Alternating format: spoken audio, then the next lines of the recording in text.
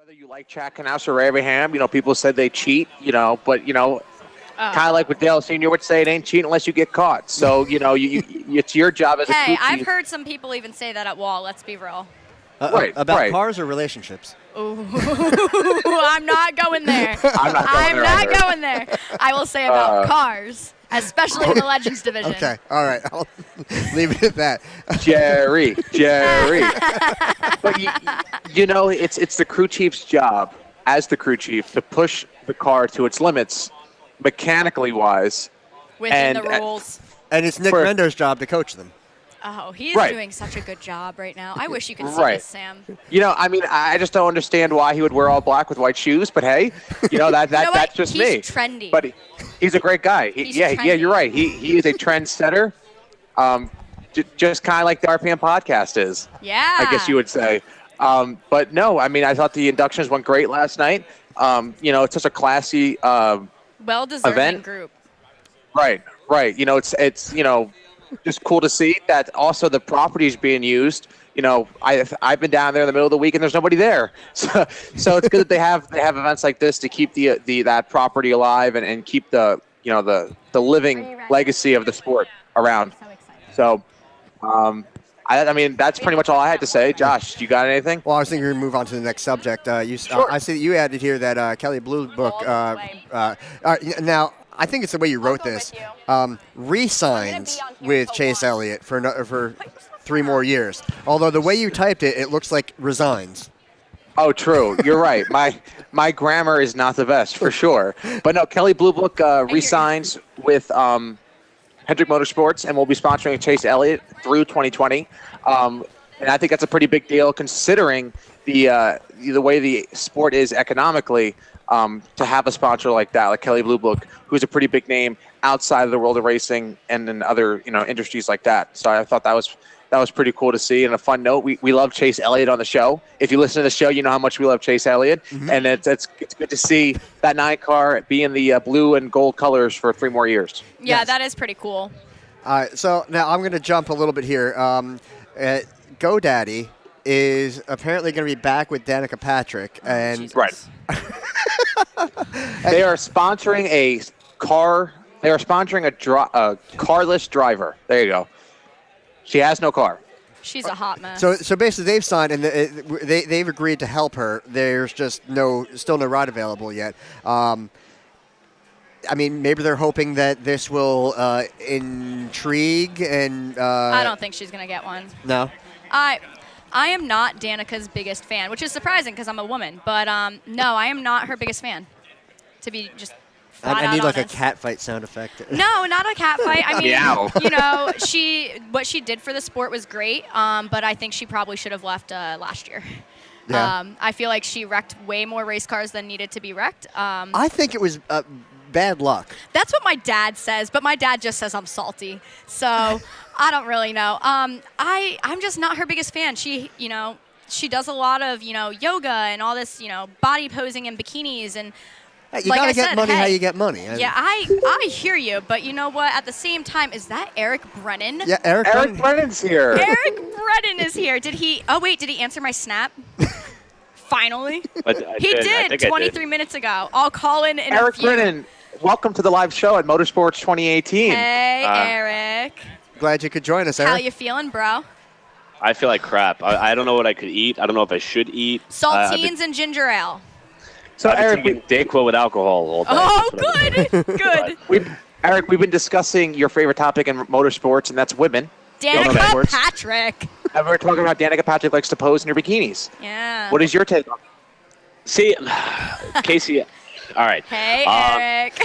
Tread lightly, Eric. Tread lightly.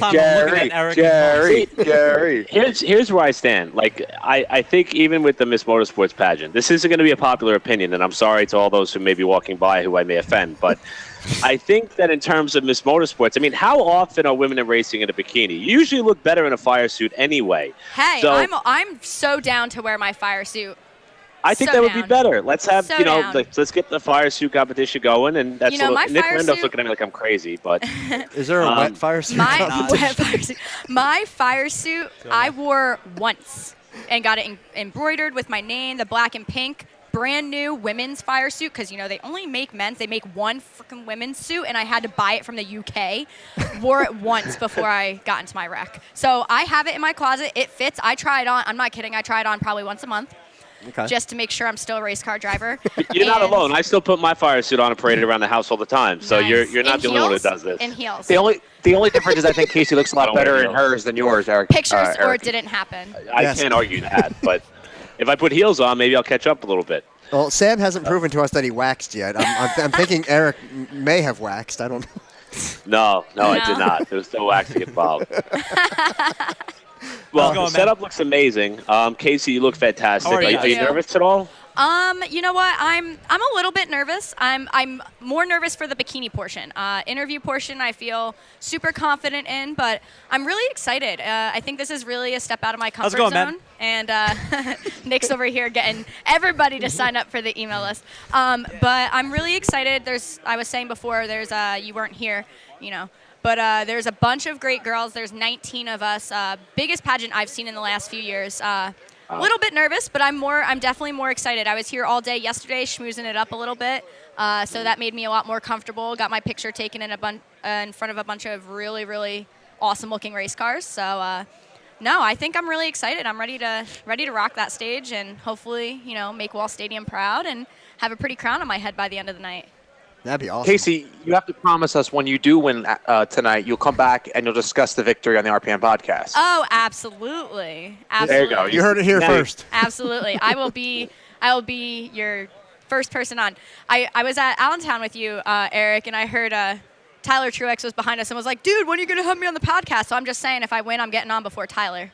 You're already on before Tyler. That's very true. That's very true. The guest list is growing, and that's a really good thing to look forward to. And Casey, I saw you actually mingling with a couple of your, I guess you could call them competition, and racing's a competitive sport in general, but all the girls seem to be getting along. Is that surprising to you, being at your first year in this type of competition? I had no idea what to expect, but all of the girls that I've met have been great. They're all so sweet, really, really nice. I haven't met everybody yet. So I don't think it's surprising because racing is one big family. Most of the girls have something to do with racing. So not really surprising, but I'm sure today might be a little bit, claws out kind of thing because we're all, let's be honest, we're all looking to be Miss Motorsports. So, but everybody I met yesterday was really awesome. We got a whole bunch of pictures taken together. So we'll see how tonight goes. And, I'll definitely, win or lose, I'll come fill you guys in, of course. But we're going for the win. The one thing is just be sure to enjoy the experience because it seems pretty incredible, regardless of the outcome. It seems like such a blast. But I'll tell you, I'm pretty sure you will knock the interview portion out of the park. You're doing a fantastic job here. Thank you. She's been on here for the last hour. Yeah, I know. Yeah, I know. We've been waiting for you. More than I could say. No, I'm just hoping I don't trip and fall on these heels on that stage because that'll be a real fun show. Casey, it's okay. If Carrie Underwood can face plant, so can you. She face planted when nobody was around.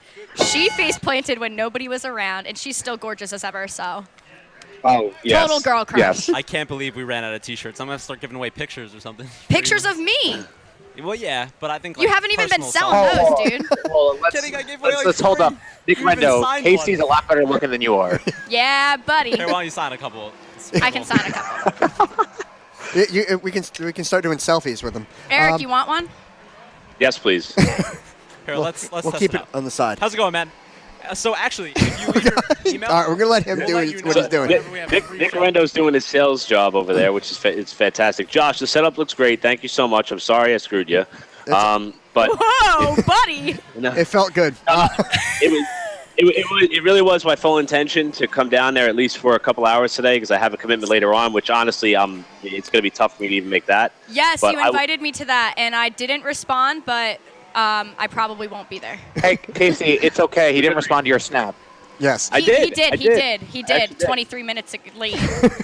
So, Eric, just to bring you up to speed, where we were pretty much at on if you're on the our dock here, we're at the David Gilliland portion of the show. David Gilliland.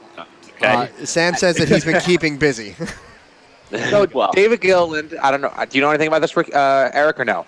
I know how busy the Gilliland name has been in the news so far, and that he will be running that truck for Kyle Busch. Woo, my man. And just saying. She's going to have a Hannah moment. Ooh, my boyfriend. You're a disappointment. Single for life. I'm trying to pull up the Google Doc now. I just kind of came on like freelancing everything, so I'm a little bit behind. All right, You're well, good, Eric. I'll save you here. You have David Gilliland's looking at fielding the number 92 for Ricky Benton Racing for the Daytona 500. So he's going to do a little double duty action there. And it's Daytona, as we all know. David Gilliland might be able to almost sweep the weekend. Was that a half broom, half sweep? Half yeah, sweep. and Gilliland's a pretty good plate racer. He finished second in the 500. In 2007, I think he had a top finish in the 500. 11 years ago. Actually, might have been 2006. I'll have to I think 07 was the year him and Ricky Rudd started on the front row. Yeah, so I mean, the results were there for him on the plate tracks. He finished second the year that Reagan won at Talladega with the front row team. So he's developed that reputation as a pretty good plate racer, and that may be his opportunity to shine. And it seems like that this may be, and this is just all assumption, this may be kind of his last hurrah before he shifts, kind of like what Paul Hartwig's doing. I know that Paul's got Paulie's quarter midget over there. Yeah, yes, he does. Yeah, it's off camera. Oh, Matt Paul Quadagno's Hartwig, here. He's wearing the Hartwig 73 shirt as it is. Yeah, Paulie's He was walking midget. away. He heard you say Hartwig. He turned around and ran back.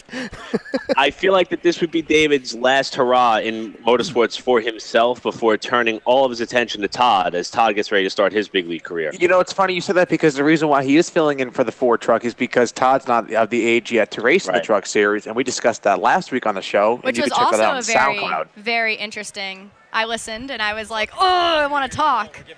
But Well, now's your chance. Do you have any input on our age to race? Age of consent for track? yeah, I do actually, because this is something really age of consent to race. This is actually something that affected me. Not me personally, but my competition in the Legends cars. You have to be a certain age to race at Big Wall, and if you got special permission from the state police, you were able to race a little bit younger. And maybe I'm a little bit salty about it, but, like Derek Hopkinson. A little bit. Love him. Best friend forever. I've known him since he was like 5. But, he was fast as a young kid, and it kind of sucked. It definitely sucked because, hey, I couldn't beat him. And, I think that they should wait until they're old enough. I really do. I don't think the special permission because, when you test somebody out, who's to say that? Oh, thank you. So water, yes. Who's to say? Sam, you want a water, Eric? Just flash it on the screen. We'll be fine. Who's to say that one person is ready and one person's not? I feel like it's just so objective and not really. There's no criteria or a checklist that they have to pass. So it's a tough topic. It's very arbitrary. On a national level, we've seen the upsides and the downsides of this. New Jersey driver Cody Connor, whose family elected to kind of shift their racing efforts to North Carolina because Cody could race a full-size race car at that young age. But we've also seen, terrible things happen to young kids and inexperienced kids in race cars. A young girl in South Florida lost her life in a 4-cylinder crash a couple years back. Mm-hmm. And that was something for the racing community to really struggle to grasp with. And I guess it really comes down to, what the parents or the guardians are most comfortable with and, kind of the experience of the racing driver itself. Jersey kind of has a deal where the state police kind of takes full control over it. Yep. I kind of believe it should be at the hands of the driver and the team. But then I guess Josh and Sam, you kind of get like that little league syndrome, like that one parent who thinks that their child is definitely going to be the next best thing in the sport. And sometimes they push them a little bit too hard and too fast. Maybe that's why the limits are so important because it prevents that from happening. I'm torn on the subject. I don't know. I don't know. All I know is I had raced cars since I was 10, and I couldn't step foot on the big track till I was 17. So see, and that's tough. But all those extra years of having to wait kind of help groom you a little bit more to be able to, somewhat succeed as soon as you got onto that big track and not be as timid. Maybe. I don't know. I think I was ready. I'm ready for most things. The one thing, maybe it's the official side of me, I really like that rule because I think when you're young, you're dumb and you do stupid stuff. And I think when you have to wait, like you had to do. Disagree. Okay, yeah. All right. Yeah, whatever. Nick has joined the show, guys. First in And we have TJ Graves here as well. TJ Graves. It's a disagreement. What's up, man? Hello. It's good to see you. Well, the only reason why I say Go ahead, Sam. My bad. It's going in and out. The only reason why I would say the rule is a good thing is because it's a matter of respect. I mean, look at the young talent we have at Wall Stadium. You have Blake Barney. Ricky Collins. You have guys like that who had to wait, and I think they're better race car drivers because they have to wait. They had to wait, and they realized what a big accomplishment it is to race at the big track at Wall Stadium. And I'm all for the state police controlling it because you want to know what? No one messes with the state police. I can't tell you how many teams want to mess with me because I wear a pretty white shirt. I don't know what you're talking about. I'm nice to all the officials. Except the TJ, Now you are. Where's Neil? Neil's not. I'm so not. TJ, I know you've been Sam. signing on the subject. We're talking about age limits and restrictions in racing. Obviously, it's always been a story at Wall because the state police is so heavily involved. But on a national level, it's that Todd Gilliland, who has a really impressive racing resume, kind of has to wait until he actually turns of age, which will be right after the first race of the season in Daytona. So his dad's going to have a chance to drive. I'm curious, you kind of started racing a little bit different than most, and you kind of came in with the help of people at your vocational school. Do you think there should be certain age requirements on racing, or is that something that you're not really enthused about? I'm not really too enthused about it at all, because if you look at it in the ARCA series, the same thing with Brandon Grasso. He can't run the first 6 or 7 races. That's why I think the happy medium should be if you turn the right age, which in this case it's 18, within a calendar year, you should get a pass for the first races at your 7th. Because it's not your fault that the racing schedule is from February to September, like ARCA's. It's if you were born in late August, why should you pay the penalty and lose out on a whole season of racing just because your parents decided to get close when they did? Yeah, Not your fault. You shouldn't struggle for that. So whoever brought it up the last time, why should I have to wait when I'm 20 years old to drink until I'm 21? It's not my fault. My parents did whatever they did at whatever time. Casey does listen to the show. I listen every week to you guys at work. Actually, don't tell my boss. But I listen to you guys while I'm sitting at work and I got nothing to do. Oh, thanks. You want to know what? To be honest with you, I think this rule is a solid rule. I think it's BS that the states have their own rules and the national series has their own set of rules. I think if we're all the motorsports community, I think this rule needs to be consistent all throughout, because exactly what Casey said is the point we see. Well, if I can't race ARCA, I can go race in North Carolina when I'm 12 if I want. You have 12-year-olds down here in North Carolina roving around legend cars. Hey, it's insane. Well, insane. The thing, too, it's if you say, like Eric, if you say, hey, you turn 18 in that calendar year, where does that stop? You know what I mean? Oh, well, I'm 17 this calendar year. There's no way to put a limit on it until you say, hey, you can't race until you're 18 at this track. Point blank, period, no gray area, because the calendar year thing is a gray area, and, gray areas are all full, in racing. That's where people cheat. That's where people cheat. I think what it comes down to. A few years ago, there was a pitcher from the Bronx in a Little League team who they went to the point where his parents lied on 4 different forms of his identification to say that he wasn't too old to pitch and play in the games. And he ended up getting busted, and the whole team got stripped of their divisional title in Little League. I mean, that's why it's not always the kids, but sometimes the parents really push the envelope a little bit too much. I actually think up at Waterford this past season, there was an instance where the kid, the birth certificate was not real. Yeah, it was he phony. wanted to race the SK, and he won. He won an SK race. Talented kid, but you know what? Hey, follow by the rules. Race when you can. Race when you're old enough. It'll make you a better race car driver. Trust me, been there, done that. Couldn't step a foot on the big track at Wall until I was 17. Yep. Follow the rules. Do you guys remember in Benchwarmers when he has that 35-year-old guy go up to the plate and he goes, "Where's your birth certificate?" It's in crayon. It's I am 12 with a $20 bill in it. Yeah. I think that goes on more than we think. Sam, how much is it to buy you off? Just a waxing. I can arrange that. European Wax Center, mention my name. I get $5 off. I don't think I want a cheap waxing. Anyway, it's the one thing with this age thing. Our friend Nick Rendo, who's been real quiet, he is he's been selling T-shirts or getting people to sign up for your email they're list. Gone now. Yeah. Yes. However, I'm ready, he Sam. is a 3-time junior dragster champion at Raceway Park and other tracks in the area. This makes me sad. Yes. And being that in his position, he has been one of the guys that benefit from the rule of it being to race whenever you want. So, Nick Rendo, what is your thought on the age and the consent for the parent-wise when it comes to racing? Yeah, I mean, it wasn't really whenever you want. I think 8- and 9-year-olds were in a certain ET, and then I believe it went to elapsed time. Okay, yeah, thanks. on a quarter mile. And then 10 to 12 was another one. And then actually, when you were 13 to 18, they go at the same speed, but they would actually break them up from 13 to 15 for experience purposes. Because like a 13-year-old racing an 18-year-old, the experience is just so different. So that was a really cool thing. Is one going to suddenly turn left?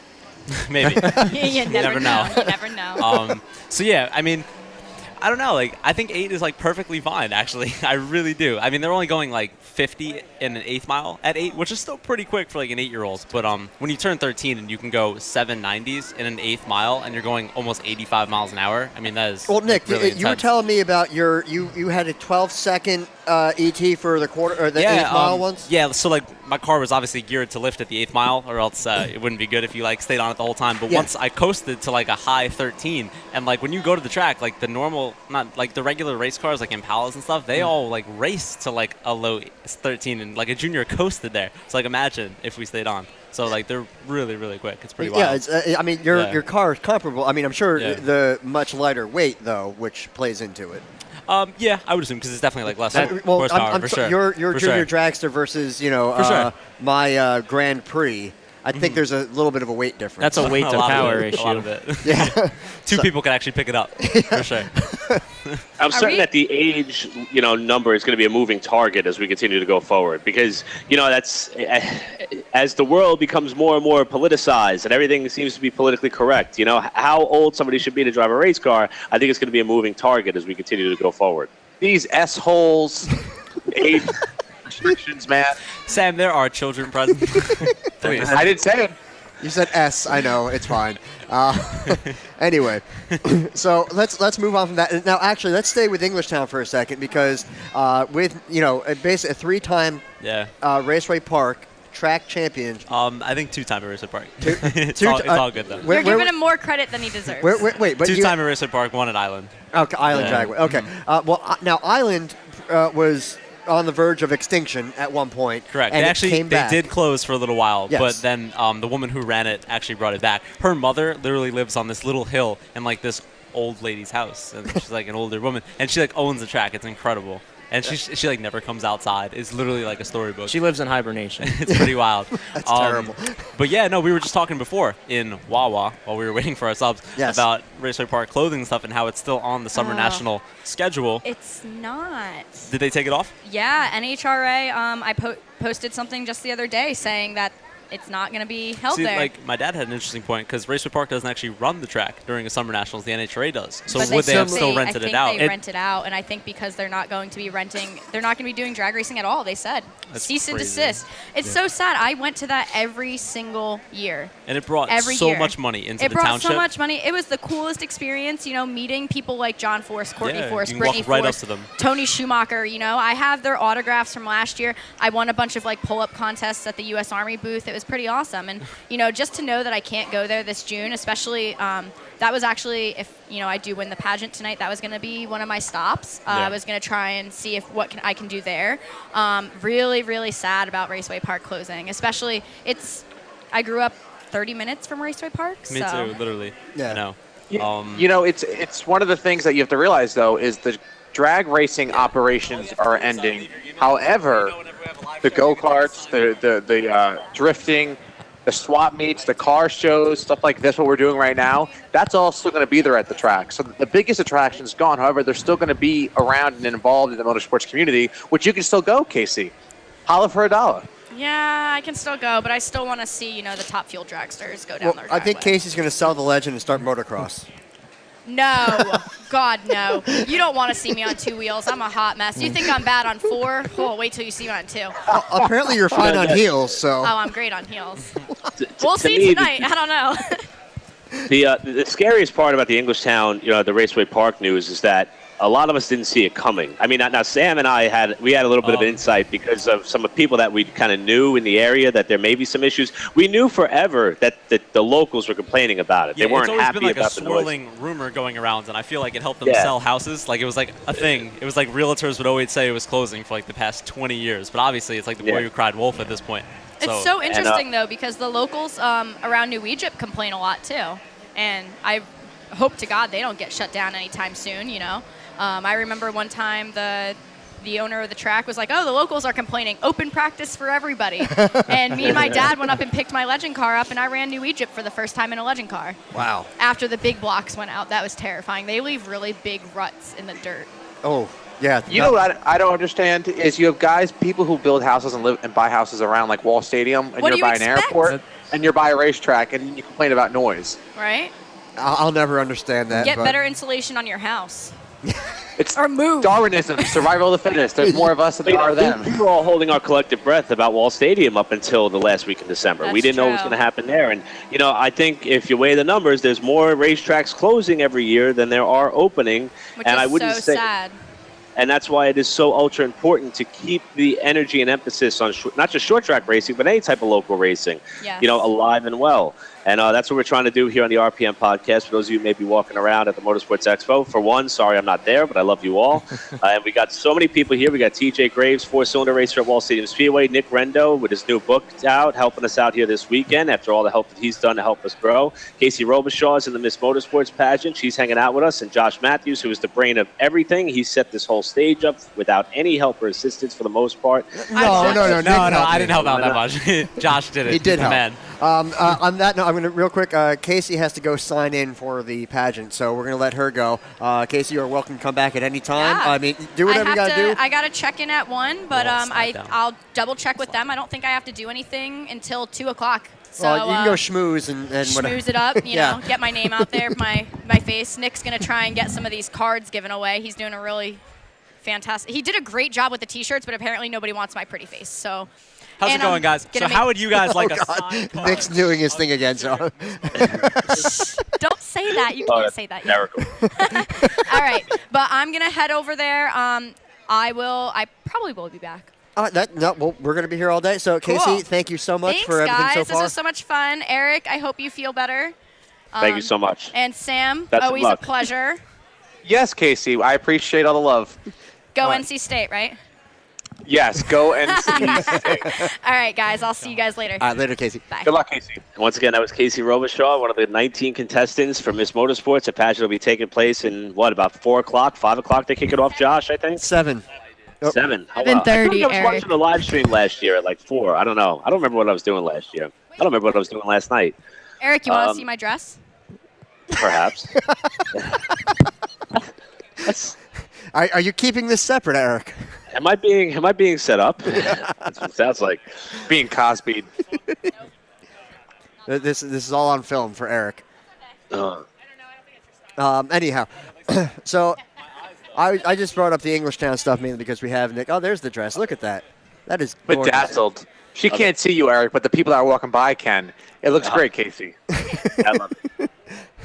So, all right.